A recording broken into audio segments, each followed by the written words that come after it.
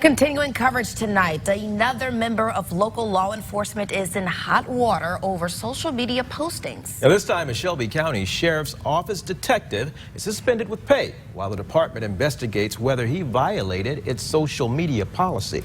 Now, reps with the Shelby County Sheriff's Office confirmed the detective is Gary Beans.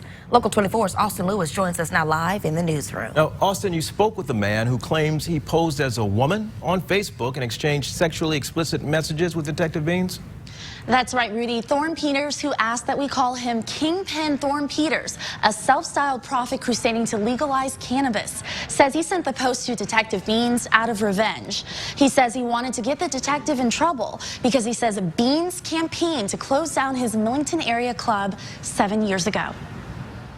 In 2009, Shelby County Sheriff's deputies raided and shut down Peters' Millington area club. They said he was selling pot out of the club. 7 years later, Kingpin Thorn Peters, a self-styled prophet crusading to legalize cannabis, blames Detective Beans for taking more than just his business. I lost everything, not just my club, but intellectual property for a lifetime, poetry and music that I've been writing since childhood, my grandfather's Navy chevrons, and Elvis scarf. I mean, all of this was taken from me, and I was given 19 months in jail. Peters wanted revenge, so he set up a Facebook profile of a woman and says he messaged Detective Beans. Peters says over the course of 3 days, they exchanged more than 1,800 messages via Facebook Messenger.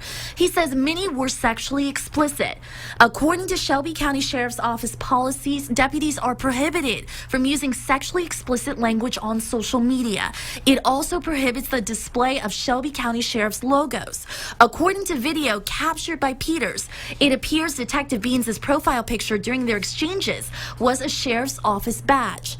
Peters says the two arranged to rendezvous at Applebee's and that the detective thought he was meeting a woman named McCartney Stella. Instead, it was Peters who confronted Beans and recorded it all. Here on company time. I merely presented the facts. This is what this man was doing on company time. This man was doing this with your taxpayer resources. From his company Facebook page, driving around his company car, but more importantly, this is how he was representing your community.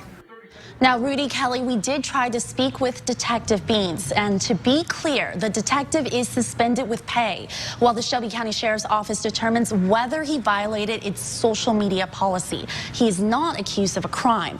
Meanwhile, the Sheriff's Office is still investigating a deputy for comments he made on social media concerning the recent Black Lives Matter bridge protests. Live in the newsroom, Austin Lewis, Local 24 News.